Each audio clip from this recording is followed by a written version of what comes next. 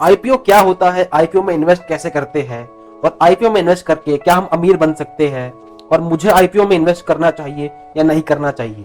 और अगर आप भी इन सवालों से परेशान हैं और इनका जवाब ढूंढ रहे हैं तो टेंशन मत लीजिए, इस वीडियो को देखने के बाद आपको सारे सवालों का जवाब मिल जाएगा। दोस्तों, कुछ टाइम पहले मैंने एक वीडियो बनाई थी जिसमें मैंने द इंटेलिजेंट इन्वेस्टर बुक के कुछ इंपॉर्टेंट कंसेप्ट आपके साथ शेयर किए थे और उसी में मैंने एक बार आईपीओ का जिक्र किया था और मैंने कहा था कि आईपीओ के ऊपर मैं एक डेडिकेटेड वीडियो बनाऊंगा। तो बस हाजिर है ये वीडियो। दोस्तों, आईपीओ का मतलब होता है इनिशियल पब्लिक ऑफरिंग।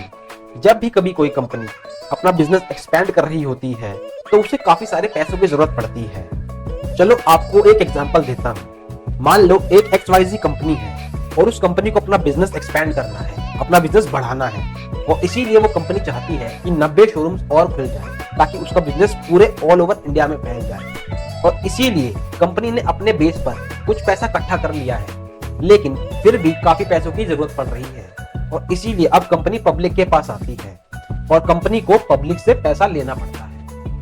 अब कंपनी पब्लिक से पैसा फ्री में नहीं लेती, बल्कि उनको अपनी कंपनी के कुछ शेयर दे देती है, कुछ हिस्सेदारी दे देती है। लेकिन कंपनी बैंक से पैसे क्यों नहीं लेती?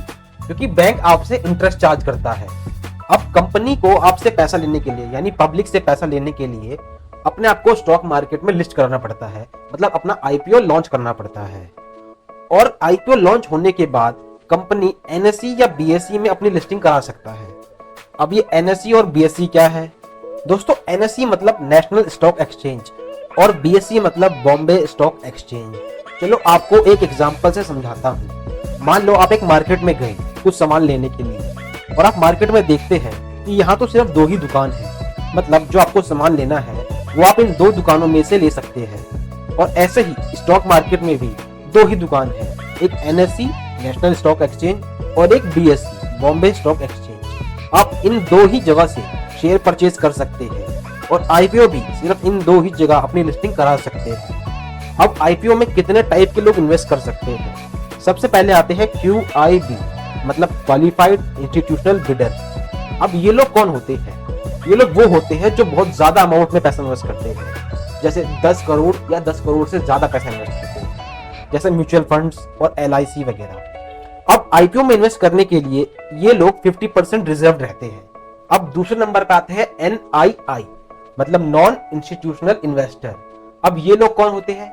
ये लोग वो होते हैं जो 2 लाख रुपए से ज्यादा अमाउंट इन्वेस्ट करते हैं और इन लोगों के लिए भी 15% आईपीओ में रिजर्व है। अब थर्ड नंबर पे आते हैं आप और हम, यानी RII, रिटेल इंडिविजुअल इन्वेस्टर, यानी वो लोग जो 2 लाख तक या उससे कम का अमाउंट इन्वेस्ट करते हैं। और इसमें भी बाकी बचे 35% हम लोगों के लिए रिजर्व रहते हैं, यानी 35% रिजर्व रहते हैं RII के लिए।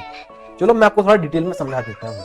मान लो XYZ कंपनी ने डिसाइड करा है कि वो अपनी कंपनी के 100 शेयर डिस्ट्रीब्यूट करेंगी, जिसमें से 50 शेयर तो ले गए QIB, मतलब क्वालिफाइड इंस्टीट्यूशनल बिडर, और बाकी बचे 15 शेयर ले गए NII, मतलब नॉन इंस्टीट्यूशनल इन्वेस्टर। अब रह गए 35 शेयर, वो रह गए हम लोगों के लिए, यानी रिटेल इन्वेस्टर्स के लिए।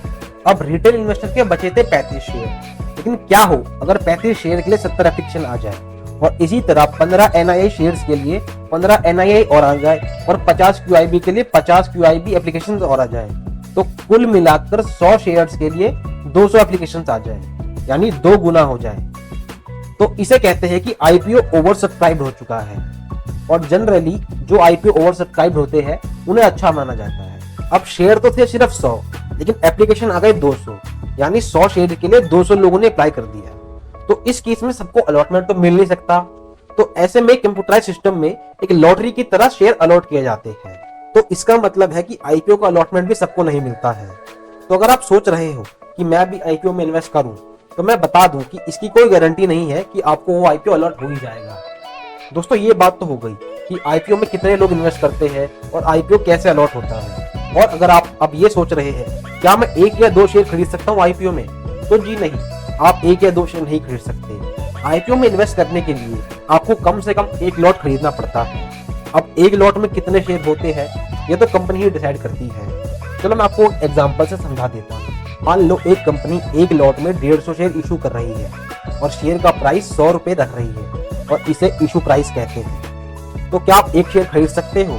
तो नहीं, आपको पूरा 150 शेयर का लॉट खरीदना पड़ेगा। मतलब 150 इंटू 100 इज इक्वल टू 15,000, यानी 15,000 रुपये आपके पास होने चाहिए आईपीओ में इन्वेस्ट करने के लिए। और 15,000 इन्वेस्ट करने के बाद भी कोई गारंटी नहीं है कि आपको आईपीओ का अलॉटमेंट मिल ही जाएगा।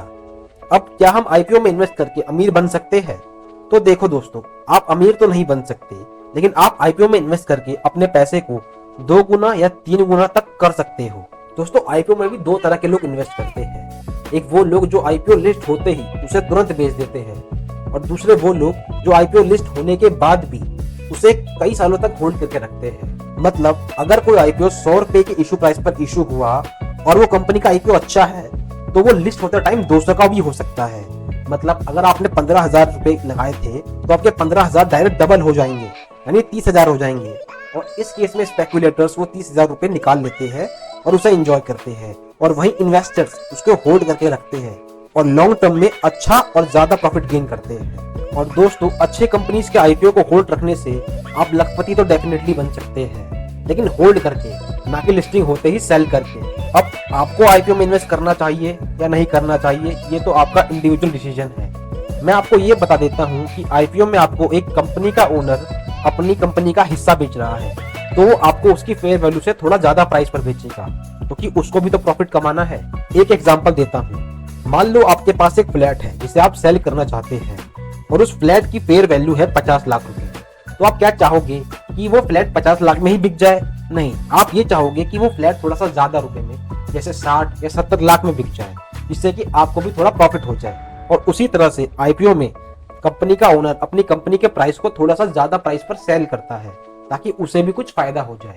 अब आपकी बात करते हैं कि आप कैसे आईपीओ में इन्वेस्ट कर सकते हैं। आईपीओ में इन्वेस्ट करने के लिए सबसे पहले आपके पास एक डीमैट अकाउंट होना जरूरी है। मेरे पास अपस्टॉक का डीमैट अकाउंट है, तो मैं आपको इसी में दिखा देता हूँ कि कैसे आप आईपीओ में इन्वेस्ट कर सकते हैं। सबसे पहले आप अपने अपस्टॉक्स ऐप को ओपन करें। उसके बाद आपको कॉर्नर में इन्वेस्ट का बटन दिख रहा होगा, उस पर क्लिक करें।